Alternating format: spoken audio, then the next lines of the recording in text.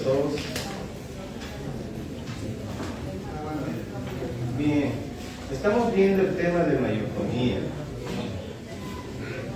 Y hemos estado viendo, hermanos, que la mayordomía no es solo un tema de economía, es mucho más amplio, ¿no? Hasta ahora casi no hemos hablado nada de dinero, ¿no? Porque mayordomía no significa solamente la parte económica. Mayordomía tiene que ver con la administración de todo lo que hemos recibido. Todo, nuestras vidas en especial, ¿no? Nuestras vidas en especial. ¿Ustedes pueden recordar los 4 principios más importantes que estamos desarrollando, ¿sí?, en estas semanas? Los 4 principios más importantes, de ellos deriva todo lo que estamos aprendiendo, ¿no? ¿Se acuerdan? El primero, todo le pertenece a Dios, todo. Dios creó el universo, todo cuanto existe, todo. No había nada y Dios crea todo, ¿no? Es lo que se conoce como la creación ex nihilo, ¿no? Ex nihilo, si quieren llamarlo así. Dios crea todo de la nada. Usa la evolución, porque hay creyentes que dicen que Dios usó la evolución. ¿No? ¿Dios usa la evolución? No. Por eso es creación ex nihilo, de la nada. No había nada. Y Dios con su poder crea todo. ¿Ya? Crea todo. Ah, pero ese es de fe, pastor, dicen algunos científicos, ¿no? O pseudocientíficos, ¿no? Pero todos estamos en el campo de la fe, ¿verdad? Todos. Si yo quiero afirmar que una gran explosión creó todo, también necesito fe. ¿Por qué? Porque nadie estuvo allí. Nadie estuvo allí para verlo. Así que ya es un asunto de fe también, ¿ya? Ambas teorías, tanto creación o evolución, son un asunto de fe, porque nadie estuvo allí. ¿Ya? Es cuestión de creer, ahora es cuestión de ver cuál de las dos es más razonable. Eso es todo, ¿no? Pero no vamos a ahondar ahí. Todo le pertenece a Dios. Todo por creación. ¿De acuerdo? Y si todo le pertenece a Dios, ¿por qué es que yo tengo algo? Tengo algunas cosas, ¿no? ¿Por qué? ¿Por qué tengo todo lo que tengo? ¿Qué ha pasado? Si Dios es dueño de todo. ¿Cuál es el segundo principio? Soy administrador de Dios. Dios es dueño de todo. Todo le pertenece a Dios. Pero Él me ha dado lo que tengo para administrarlo.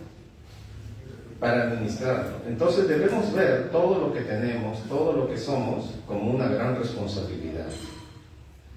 Una gran responsabilidad, porque es lo que Dios me ha dado para administrar. Lo tengo por un tiempo. Todo lo que tengo, lo tengo por un tiempo, ¿verdad? ¿Qué pasa con la ropa con el paso del tiempo? ¿No? ¿Qué pasa con nuestros muebles? ¿Qué pasó con el antiguo piano? Las polillas. Lo carcomieron, ¿no?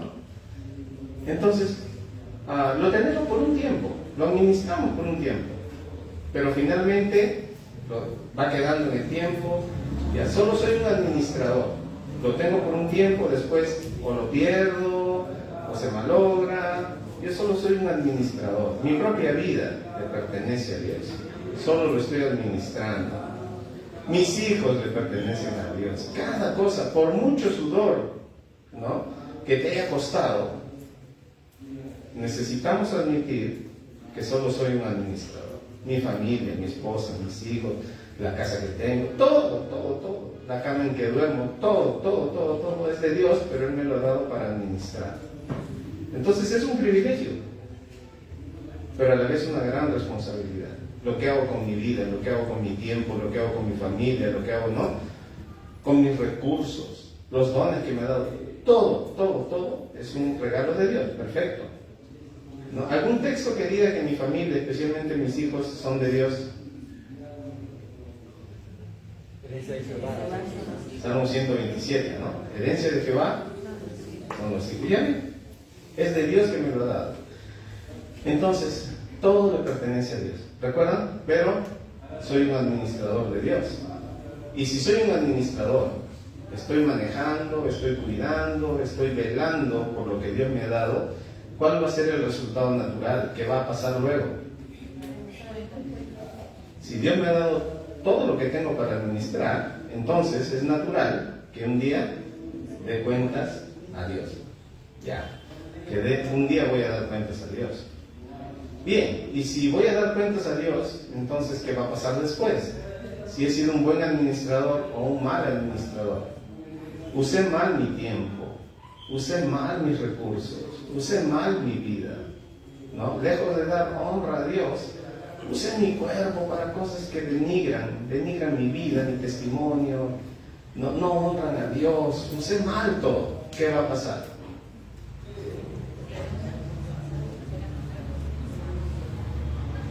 Tarde o temprano todos vamos a ser recompensados, para bien o para mal, para bien o para mal, todos vamos a recibir algo, pero como les decía, es una gran responsabilidad, una gran responsabilidad.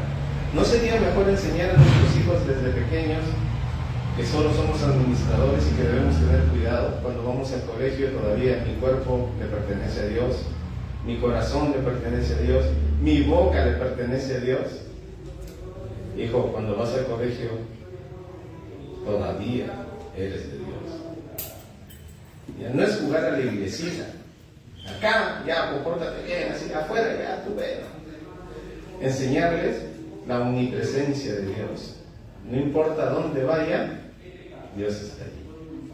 Dios está allí. ¿Ya? Entonces vimos que Dios va a recompensar a todos. ¿Ya? La semana pasada aprendimos de una mujer, un principio importante para nuestra vida cristiana. María. ¿Qué aprendimos de María? ¿Se acuerdan? Por el Día de la Madre vimos acerca de María. Se le dijo, vas a estar embarazada, vas a tener un niño. ¿Y ella cómo respondió? Pero, ¿cómo es eso? Ya, está bien, estoy desposada con José, pero todavía no se ha concretado, estamos en la mitad de la fase del matrimonio. No, los judíos tenían dos fases para el matrimonio, ¿verdad? Estoy en la primera, entonces todavía no se ha concretado, no ha habido intimidad todavía. Esta es para la segunda fase, cuando el novio viene. Entonces estoy en la primera fase, no he conocido varón. Entonces, ¿cómo va a ser esto? Bueno, va a ser milagroso. No, va a ser milagroso, va a ser por obra del Espíritu Santo, te cubrirá, y esto tiene una connotación, ¿no?, íntima. Entonces, va a ser concebido por el Espíritu Santo. ¿Cuál es su respuesta? No. He aquí tu sierva, hágase conmigo según tu palabra. O sea, ¿qué se requiere para eso? Lo primero, fe. No sé cómo funciona eso, sé que es algo milagroso, sé que es la intervención de Dios, ya. No, realmente no entiendo este asunto, pero si tú lo dices, que así sea. Fe. Detrás de la obediencia siempre vas a encontrar fe. Fe. ¿Hay algún texto que hable de esto? Una ayudadita. Ya, una ayudadita. ¿Dónde está la lista de héroes de la fe? ¿Dónde? Hebreos. ¿Qué capítulo? 11. Hay una lista bonita ahí, ¿no? ¿Qué le parece si vamos? Hebreos 11. Vamos a leer un versículo y luego ya oramos. Disculpen una introducción tan grande, estamos haciendo un repaso. Ya, para los que no estuvieron. Hebreos 11. Veamos un versículo nada más. Y después ya entramos a estudiar. Un versículo, 11:6. ¿Lo tienen todos? Lo leemos, pero recuerden, respetando los signos de puntuación. Yo sé leer, pastor, yo leo bien, así que voy a correr, no voy a esperar a los demás. Bueno, yo tengo problemas para leer un poco más lento. Ok, hay que esperarnos, ¿ya? No hay que demostrar que yo soy mejor leyendo, hay que leer juntos. Aún para eso hay que aplicar humildad. ¿Ya? En todo está metido, ¿no? Vamos a leerlo así, respetando los signos de puntuación. 2, 3. Pero sin fe es imposible agradar a Dios, porque es necesario que el que se acerca a Dios crea que le hay y que es galardonador de los que le buscan. Oramos. Padre Celestial, pedimos tu guía, tu dirección. Queremos aprender tu palabra, porque queremos agradarte. Por eso, Dios, clamamos a ti, pidiendo el auxilio de tu Espíritu Santo, en el nombre de Jesús. Amén. Bien, entonces vimos la semana pasada que la fe de María le hizo obedecer. Hermanos, detrás de la obediencia hay fe. Podemos también decir lo contrario. Detrás de la desobediencia, ¿qué hay? Incredulidad. Incredulidad. ¿Por qué es que a veces los creyentes nos entercamos? Yo sé que Dios dice, pero no. Sí, está en la Biblia, pero no. Claro, yo sé, eso está clarito en la Biblia. Desde pequeño lo he escuchado, pero no lo voy a hacer. Detrás de la desobediencia hay incredulidad. No le creemos a Dios. No le creemos a Dios. Es así de simple. Y podemos ver aquí en el capítulo 11, nos describe con más detalle, miren. ¿Qué es la fe? Versículo 1. Es pues la fe, la certeza de lo que se espera, la convicción de lo que no se ve. Así que es una convicción. Es confianza, uno de los ingredientes de la fe. Confianza. Recuerdo un amigo misionero, cuando estábamos evangelizando en la calle, y él dio un ejemplo de confianza, ¿no? Estaba haciendo con un niñito. ¿Tú crees que yo soy bueno o malo? Usted es pastor, así que debe ser bueno. Ok. Entonces, ¿tú confiarías en mí como para dejarte caer de espaldas? El niño estaba dudoso. Yo te voy a cuidar. ¿Crees en mí? Ya. Entonces, mira, si tú te dejas caer, yo voy a estar atrás, te voy a sostener. Si tú te dejas caer y confías en que yo te voy a sostener, te voy a dar, y le mostró un chocolate. Ya. Bueno, había un incentivo para su fe. Así que él se dejó caer. Y efectivamente, el pastor, ¿no? El misionero John Paul, lo agarró. Y entonces, la cara de alivio del muchacho mientras caía, ¿no? Toma tu chocolate. ¿Sabes por qué? ¿Has creído en mí? ¡Qué hermosa ilustración! Hermosa ilustración. Si crees en mí, bueno, a ver, suéltate. ¿Ya está bien? Gracias por sostenerme. Toma tu premio.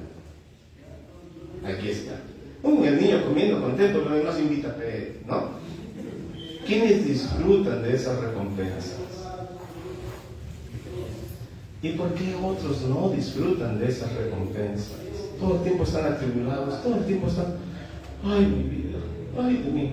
¿Por qué? ¿Por qué algunos disfrutan de la vida cristiana y otros no? ¿Qué es lo que va a hacer la diferencia entre uno y otro? Los dos van a pasar momentos muy dulces, los dos van a pasar momentos muy difíciles.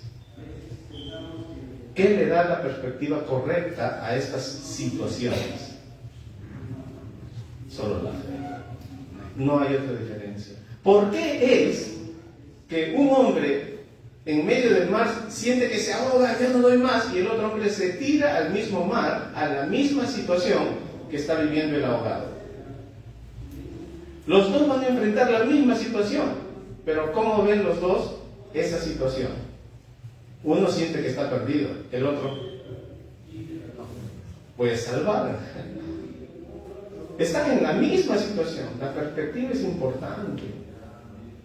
Entonces, hermanos, por la fe, estos hombres hicieron grandes proezas. Solo por la fe. Incluso, noten ustedes, miren el versículo 2. Por ella. ¿Quién es ella? la fe. Alcanzaron buen testimonio los antiguos. Por la fe obedecieron a Dios y le dio buen testimonio. Fe para creer que Dios fue quien creó todo. Por la fe entendemos haber sido constituido el universo por la palabra de Dios. De modo que lo que se ve fue hecho de lo que no se veía. Dios creó todo lo que vemos. Partamos por ahí. Es el punto de partida. Pablo da en el meollo del asunto, desde aquí. Así que Dios es el dueño de todo por creación. Desde aquí, por creación. Hubo alguien que respondió de la manera positiva, correcta, por la fe. Miren el versículo 4, es el primer ejemplo. Por la fe, Abel ofreció más excelente sacrificio que Caín. ¿Qué hizo la diferencia con estos dos hombres? Los dos ofrecieron sacrificios. Los dos tuvieron que renunciar a algo. El mismo Dios, la misma situación. ¿Qué hizo la diferencia?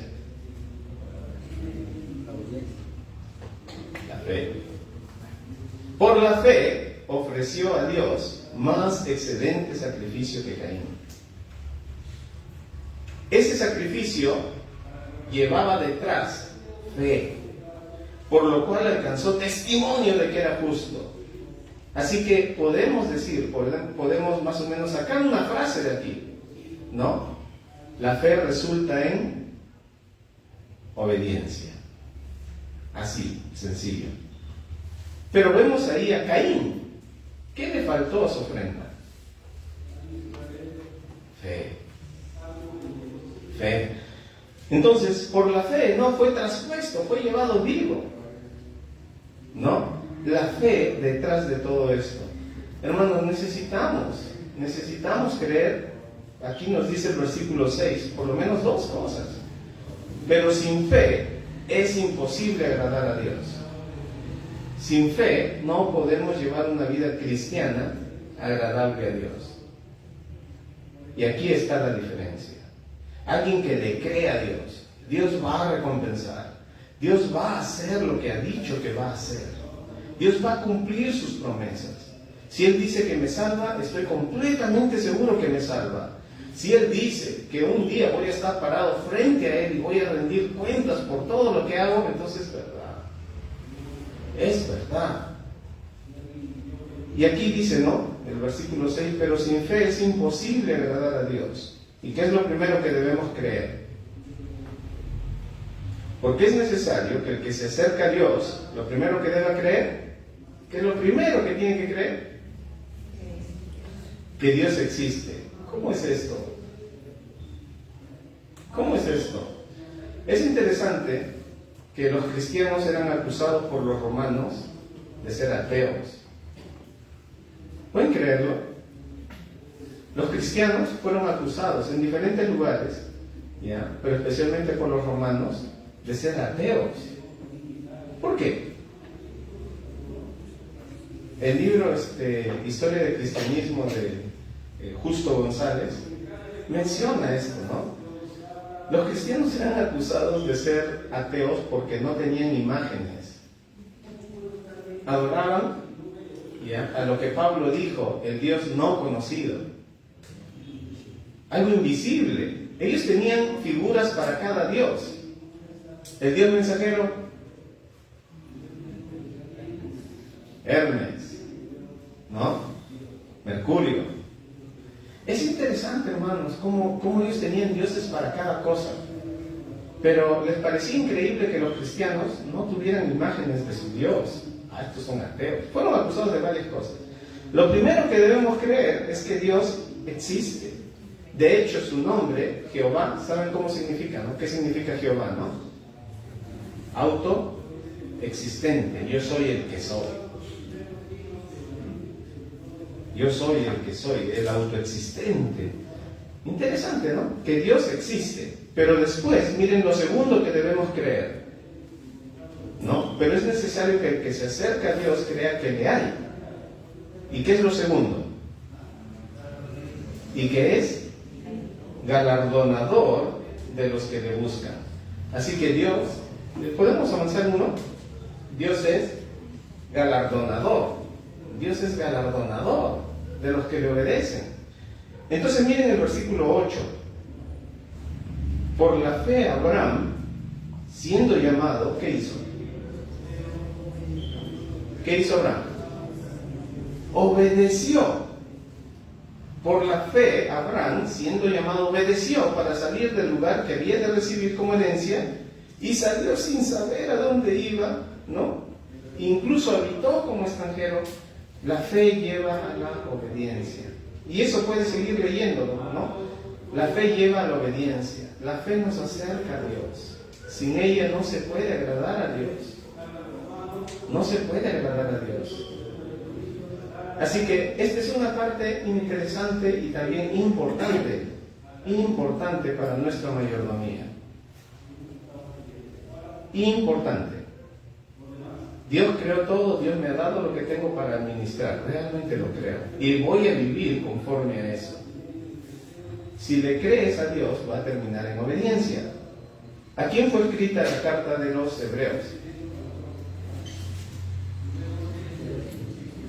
¿Quiénes son los receptores? Los hebreos. ¿Y quiénes son los hebreos? Los descendientes de Eber, ¿no? Se le dice así a los hijos de Abraham, ¿ya? A los hijos de Abraham. Entonces está refiriéndose a los judíos, ¿ya? Hay otro hombre que escribió específicamente a los judíos. Nos deja principios para nosotros, bastantes principios valiosos que otros no tienen, pero escribió específicamente a los judíos. ¿Quién fue? A ver, los que están los viernes en la clase de hermenéutica, ¿cómo estudiar la Biblia? ¿Se acuerdan? ¿Quién escribió a los judíos? Su evangelio a los judíos. Mateo, ¿no? Entonces, para llevar la misma tónica, ya en Mateo tiene, recuerden que Mateo era publicano. Mateo era un publicano, ¿sí? Como publicano que era, él tiene muchos términos económicos en su evangelio que otros no tienen, ¿recuerdan? Porque escribía a los hebreos, escribía a los judíos, entonces él tiene ciertas cosas que los otros no tienen. Una de ellas es una parábola que no está en otro lugar. No está en otro lugar. Si usted busca en cualquier concordancia la palabra talento, va a encontrar que en la Biblia aparece 7 veces, y las 7 veces en este libro. En este libro. Pero no aparece en Marcos ni Lucas. ¿Por qué? Porque Mateo era un publicano. ¿Qué hacían los publicanos? Cobraban impuestos. Así que él tiene varias referencias que tienen que ver con la economía, que no tenían ni Marcos ni Lucas. Y esta es una parábola exclusiva de él, la parábola de los talentos. Entonces, noten ustedes aquí en Mateo 25, ¿no? Versículo 14, Mateo 25, 14, ¿no? Porque el reino de los cielos es como un hombre que yéndose lejos llamó a sus siervos y les entregó sus bienes. Les entregó sus bienes. A uno dio 5, a otro 2, a otro 1, cada uno conforme a su capacidad. Y luego se fue lejos, ¿no? Entonces, en esta parábola, hermanos, el contexto es importante. ¿En qué contexto está? Mateo 25, ¿de qué está rodeado? Terminando esta parábola, ¿cuál es el siguiente tema? ¿Qué dice el versículo 31? Cuando el Hijo del Hombre venga en su gloria y todos los santos ángeles con él, entonces se sentará en su trono de gloria y serán reunidas delante de él todas las naciones. Entonces, ¿el contexto de qué está hablando? La venida de Cristo. Pero no solo la venida de Cristo, también el juicio a las naciones. Entonces, estas dos parábolas, la parábola de las 10 vírgenes y la parábola de los talentos, está en un contexto de la venida de Cristo, está en ese contexto. Está, ¿no? Y noten un poquito antes, el capítulo 24, del 29 al 51, ¿de qué está hablando? Otra vez, la segunda venida de Cristo. Entonces, ¿en qué contexto están estas dos parábolas? De la segunda venida y un juicio. En ese contexto están estas dos parábolas, la de las 10 vírgenes y la de los talentos. Están en un contexto de venida de Cristo y de juicio. Ese es el contexto, ¿ya? Entonces, Cristo va a juzgar a las naciones, ¿sí? Y estas dos parábolas nos quieren enseñar cómo el pueblo de Israel podía prepararse para la venida de Cristo. Cómo podían prepararse para el juicio que se acercaba para ellos. Recuerden que está escribiendo a los judíos. Entonces, Mateo está tratando de animar a los judíos a ser fieles y vigilantes porque Cristo, su Señor, viene. Hay que ser vigilantes, no se duerman. Y hay que ser entonces prudentes.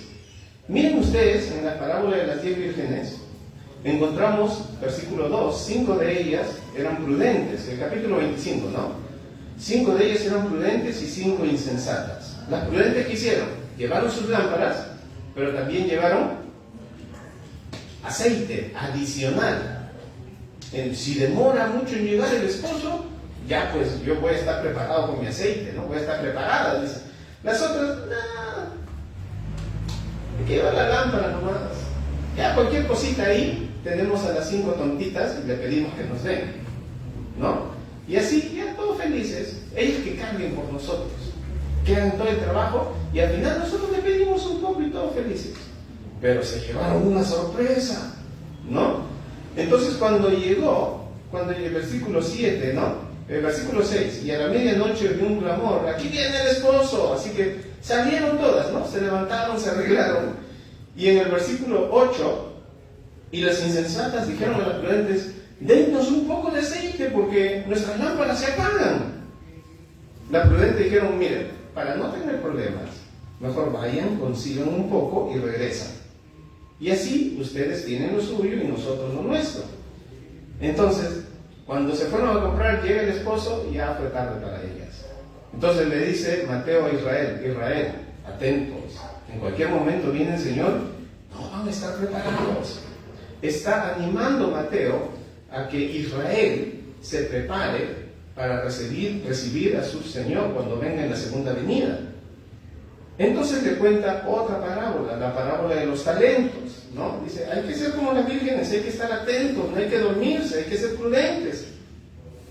Pero noten, guarden aceite. No dejen que la lámpara se apague. Pero en la segunda parábola, que está en este contexto de la venida de Cristo, ¿no? El reino de los cielos, el que se acerca, porque después de que venga Cristo iba a haber un juicio a las naciones y empezaría el reino de los cielos. Sería el milenio. Entonces cuando lee en Mateo el reino de los cielos, está hablando del milenio. Está escrito a los judíos, que están esperando reinar en la tierra.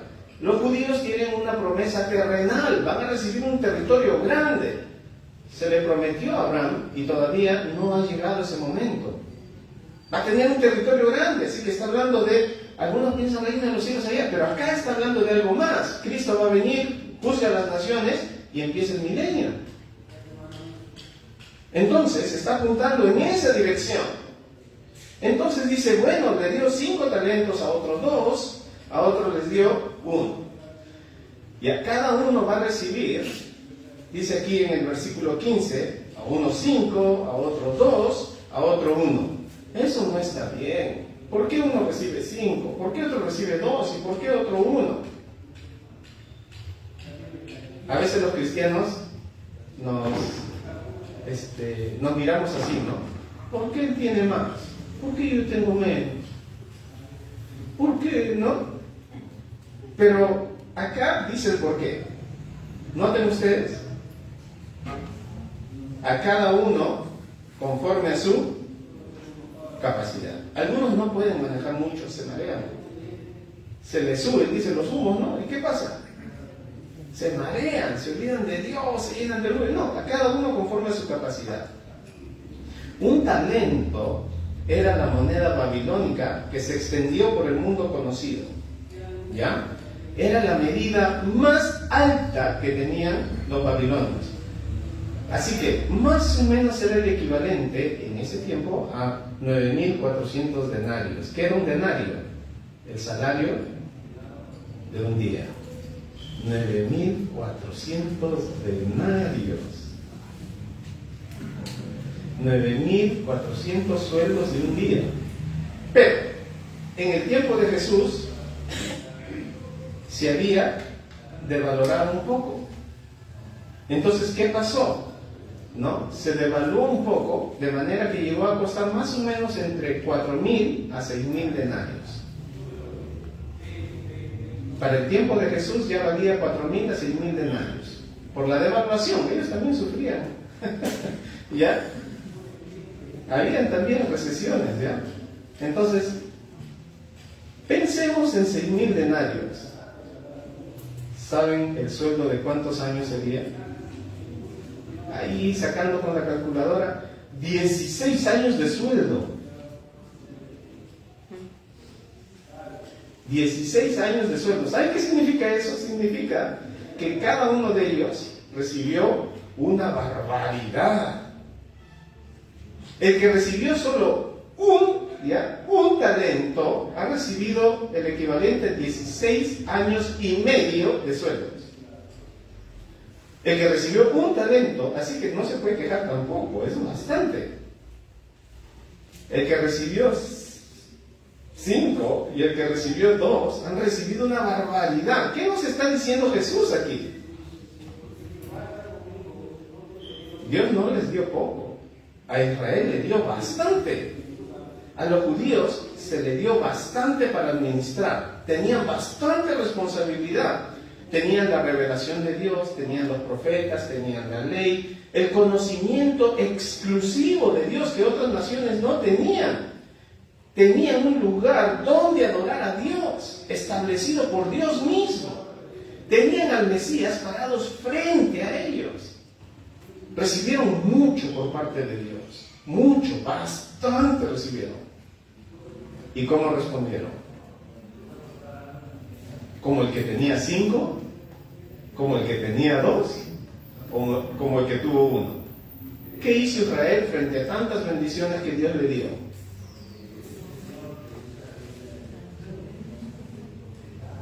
Entonces dice, bueno, miren, lamentablemente no todos respondieron de la misma manera, pero recibieron bastante. Hermanos, si nosotros, ya pensando en hoy en día, dejamos un momento ahí, nos ponemos a pensar en la salvación, lo grande, lo maravilloso que es, solo la salvación. Hermanos, si entendiéramos a plenitud lo que es el infierno, si entendiéramos lo que es sufrir allí, día tras día, por siempre, si entendiéramos la gran salvación que Dios ha hecho en nosotros por medio de Cristo Jesús, estaríamos más que agradecidos. Un pastor, recuerdo en el seminario, nos decía, si Dios nos diera la salvación, ya no importa lo demás. O sea, incluso si tuviera que vivir en escasez todos los días de mi vida, ya sería suficiente. Ya sería suficiente, porque la salvación es lo mejor que puedas pensar. Ya es suficiente. ¿Quién entendió esta verdad? Se hizo una parábola con él. Y en realidad no es una parábola. Se hizo una historia con él, que algunos quieren interpretar como parábola. Entendió esta verdad.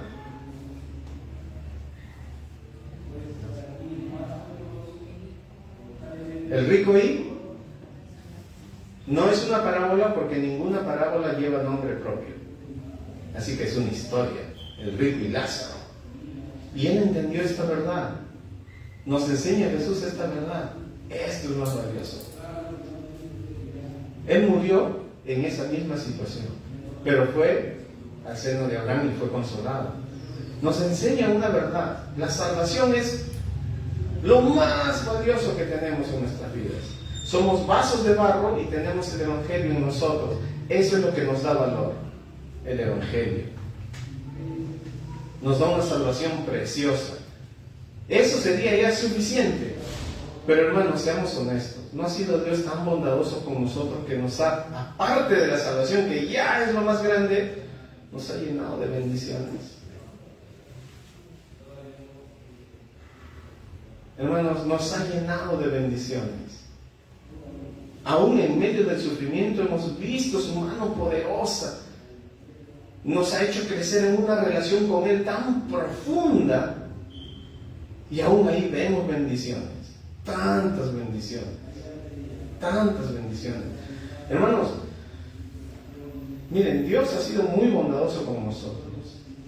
Con Israel fue muy bondadoso. Les dio, miren, un solo talento, era bastante. Y aún eso no supieron administrar. A unos dio 5, a otros 2, a otros le dio 1. Y cada uno, ¿qué recibió? Miren, el que recibió 5 fue, listo, lo hizo crecer, ¿no? Dice, llegando, versículo 19, después de mucho tiempo vino el Señor de aquellos siervos y arregló cuentas con ellos. A ver, vengan, ¿no? Todos vamos a dar cuentas. Llegando, el que había recibido 5 talentos trajo otros 5 talentos, diciendo, Señor, 5 talentos me entregaste, aquí tienes, he ganado otros 5 talentos más. Entonces, según la capacidad que Dios mismo le dio, miren, noten, reprodujo al doble. Se le dio 5, 5 más. ¿Cómo le responde el Señor? Bien, buen siervo y fiel. Sobre poco has sido fiel. Te di estas bendiciones aquí, ¿no?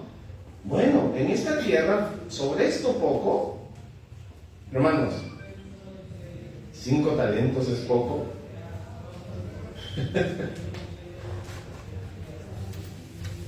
Un talento son 16 años y medio de sueldos. Un talento. ¿Y cómo lo llama Dios? Sobre poco. ¡Wow!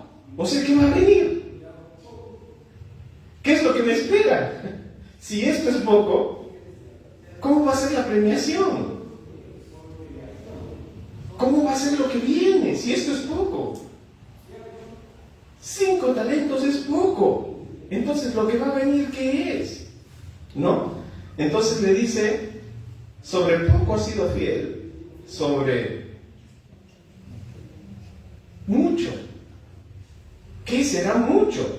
¿No? Sobre mucho te pondré. Entra en el gozo de tu Señor.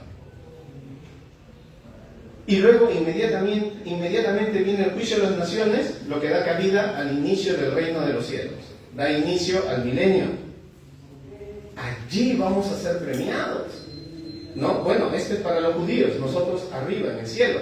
Pero para los judíos, miren lo que viene. Hay mucho esperando. Así que vale la pena ser fiel. Sobre poco has sido fiel. Vale la pena ser fiel sobre lo que has recibido. Algunos han recibido más que otros. Entonces, agradece a Dios. Es porque, mientras otros estaban, muchos de mis compañeros estaban flojeando, yo estaba trabajando. Así que es mío, me merezco. ¿No? De todas maneras tienes que entender que Dios te dio todo eso. Pero pastor, yo me quemé las pestañas estudiando en la universidad mientras el otro estaba ahí de gilerito, ¿no? ¿Quién te dio la inteligencia? Hermanos, todo es de Dios, todo lo que hemos recibido, todo. Pero nos llama, nos alienta a ser fieles. Este es un primer llamado para un judío. O sea, 5 talentos, ¡wow! Y esto es poco, va a haber mucho allá cuando reine con Cristo. Para nosotros hay otras bendiciones grandes, nos deja lecciones para nosotros. Recuerden, los lectores primarios eran judíos. Todos los siervos reciben. ¿Sí? Eso es lo que vemos en esta parábola. Todos los siervos reciben, pero reciben conforme a sus capacidades. Pero notamos también que todos van a rendir de manera diferente. Todos reciben, pero cada uno recibe conforme a sus capacidades. Algunos no saben manejar mucho, se marean, ¿no? Entonces, cristianos que eran fieles en lo poco, cuando empiezan a recibir más, ya cambian. Ya sea poder, ya sea dinero, ya empiezan a cambiar su forma de ver. No pueden manejar mucho. A algunos Dios les da más, otros según su capacidad. Así que, ¿qué debemos hacer? Estar contentos con lo que tenemos. Tal vez mucho más podría destruirte. Tal vez menos también podría destruirte. Dios sabe qué te da, en qué tiempo. Tal vez aprendes a ser fiel ahora y te da un poco más después. Y, va bien, un poco más después. Pero cada uno recibe según su capacidad. Ahí está en el versículo 15, ¿no? Cada uno conforme a su capacidad. Entonces todos reciben, pero cada uno conforme a su capacidad. Todos rinden de manera diferente. El que recibe 5, rinde 5. El que recibe 2, rinde 2. Pero el que recibe 1, no rindió más de lo que recibió. Cada uno, ¿no?, rinde de manera diferente. Así que hay que tener cuidado aquí, porque al final todos van a recibir recompensa. En el versículo 21, me diste 5, te devuelvo 10. Bien, buen siervo y fiel, sobre poco has sido fiel, sobre 5 talentos, que es una barbaridad, has sido fiel, sobre mucho te pondré. Y en el que recibió 2, igualito, ¿no? Bien, versículo 23, bien, buen siervo y fiel, sobre poco has sido fiel, sobre mucho te pondré. Los dos son premiados, ¿no? Ahora en el versículo 26, siervo malo y negligente, tú sabes que yo recojo donde no, yo ciego donde no sembré. Tú sabes que tienes que rendir frutos, tienes que hacer crecer lo que te di, tú sabes, y que recojo donde no esparcí. Por tanto, debías haber dado mi dinero a los banqueros. Es 16 años de trabajo. El pago de 16 años de trabajo lo dabas a los bancos y entonces hubiera recibido lo que es mío con intereses. Dios nos va a demandar por todo lo que hemos recibido, cómo lo hemos usado. ¿Ya? Entonces, ¿cuál es la recompensa para él? Para los dos se le duplicó, ¿no? Ya.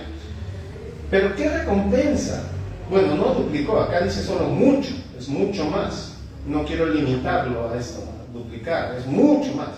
Pero noten en el versículo 28, quitarle pues el talento y darlo al que tiene 10 talentos. Qué importante es rendir frutos para Dios, ¿no? Qué importante es. Al que tiene se le da más, ¿no? Porque el que tiene le será dado y tendrá más. Y el que no tiene, aún lo que tiene le será quitado. Antes yo hacía más para Dios, ahora nada, ni me nace, nada. Antes estaba más cerca de Dios. Antes qué facilidad tenía para hablar con otros de Dios, aconsejar. Ahora me preguntan mi mente en blanco. No puedo ni exhortar, animar, no entiendo la Biblia. Claro, dejé de leerla hace un año, ¿no? Solo el domingo escuchaba al pastor, ya no leo mi Biblia. ¿Y por qué ahora no puedo entenderla, pastor? Antes oraba bastante, ahora, cuidado, Dios te da conforme a tu capacidad, pero si no lo usas, hay otro que quiere trabajar fuerte, hay que darle. Lo estás desperdiciando tú. Vamos a darle otro entonces. Así que, de ahí, recuerden que esto está dirigido a Israel. Por lo tanto, el que creía le obedecía y rendía frutos. Pero Israel no respondió así. no está dirigido a la iglesia. Por eso la conclusión, versículo 30, y al siervo inútil echarle en las tinieblas de afuera. No va a condenar a los cristianos. Israelitas recibieron bendiciones de Dios, el conocimiento de Dios, no profetas y todo, y no le creyeron. No han rendido frutos porque no le creyeron. ¿Ok? Eso te espera. El lloro y el crujir de dientes. ¿Para la iglesia es esto? Obviamente no. Pero nos deja principios. Está dirigido a los judíos. Pero nos deja principios, hermanos. Vamos a recibir conforme a nuestra fidelidad en la mayordomía. Conforme a nuestra fidelidad en nuestra mayordomía. ¿Sí? Entonces, la iglesia ha recibido muchas bendiciones muy grandes. Podríamos decir entonces que la iglesia tiene algo que Israel no conocía muy claramente. El concepto de gracia no era muy conocido, no era muy conocido en Israel. En la iglesia se ve la gracia de manera resplandeciente. La iglesia ha recibido una gracia tal que los creyentes hoy en día, si difaman a Dios, incluso no mueren apedreados como en el Antiguo Testamento. Y si vienen arrepentidos, Dios los recibe. La gracia de una forma que no se entendía en el Antiguo Testamento. Gracia. Entonces la iglesia ha recibido muchas más bendiciones. Y confundimos esa gracia. Bueno, yo soy salvo, pero ahora puedo vivir como quiera, ¿no? Como decía una tía mía, no, ya después le pido perdón a Dios.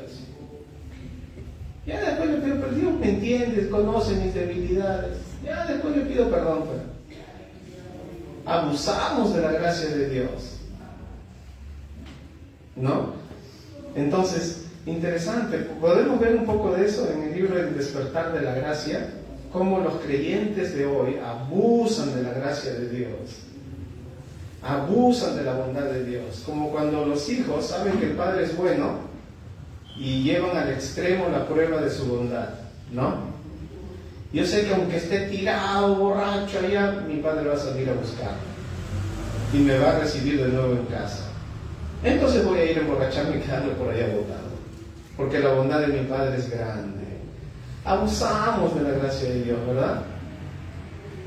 Ay, Señor, tú me entiendes, tú sabes que soy débil ya. Y nos tiramos al pecado. Hermanos, sí hay un juicio para la iglesia. Sí hay un juicio para la iglesia. Si me está acompañando bien, gracias. Entonces, miren el siguiente pasaje, debe aparecer ahí. Si hay un juicio para la iglesia también. Miren, Pedro. ¿A quién escribió Pedro en su primera carta? ¿Cómo podemos saber a quién escribió? Vamos al versículo 1. En casi todas las cartas, ¿no? Pedro, ¿quién predicó el evangelio a los judíos? ¿Y quién predicó el evangelio a los gentiles? Pablo a los gentiles. Se dieron la diestra en señal de compañerismo, y uno se fue a los gentiles y el otro se fue a los judíos. ¿Quién se fue a los judíos? Pedro. Miren su primera carta. Pedro, apóstol de Jesucristo, ¿a quiénes? Entonces, ¿a quiénes está escribiendo Pedro? Judíos, cristianos, judíos creyentes, pero de raíces judías. ¿Ya? A ellos está escribiendo, por eso le dice: vosotros sois linaje escogido, sacerdocio. Ellos entendían estos términos. Pueblo adquirido, eran judíos, creyentes, ¿no? Por eso ellos entendían esto, ¿no? Entendían claramente, porque eran conceptos conocidos para ellos. No eran gentiles netamente, ellos conocían estos conceptos. Y a ellos les escribe algo interesante en el capítulo 4.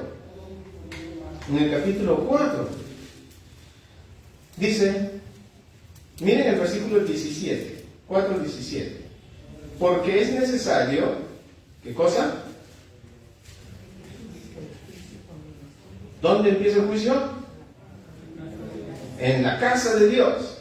Y si primero comienza por nosotros, ¿cuál será el fin de aquellos que no obedecen al Evangelio de Dios?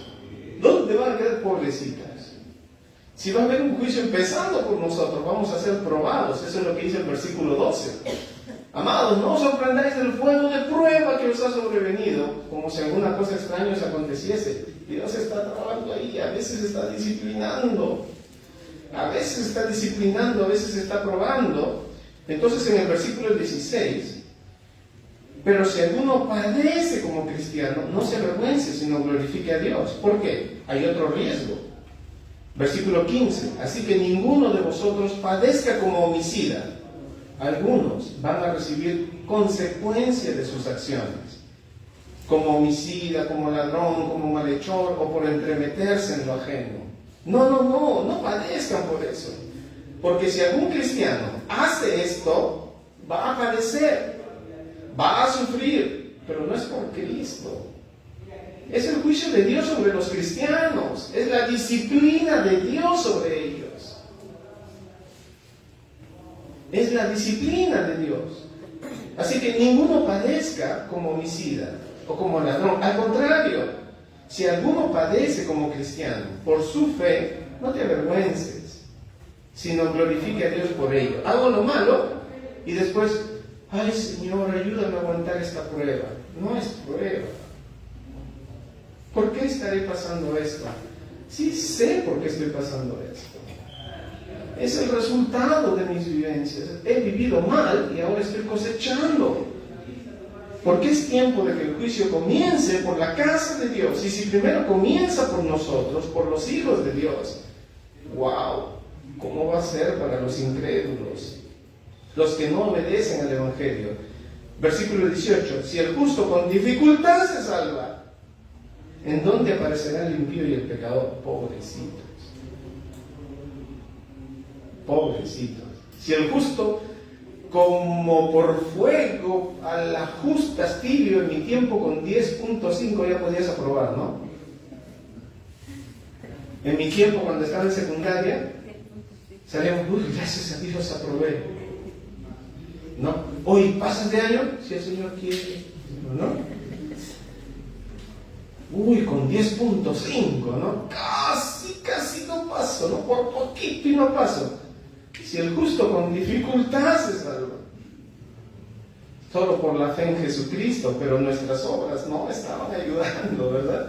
No se pierde la salvación, pero dice, no pasaste bien, no lo pasaste bien. De modo que los que padecen según la voluntad de Dios encomienden sus almas al Creador y hagan el bien. Sí hay, hermanos, disciplina, un juicio terrenal, pero también hay un juicio celestial. Terminamos con 1 Corintios 3:11. Vamos, 1 Corintios 3, perdón. 1 Corintios 3. ¿Sí? 1 Corintios 3.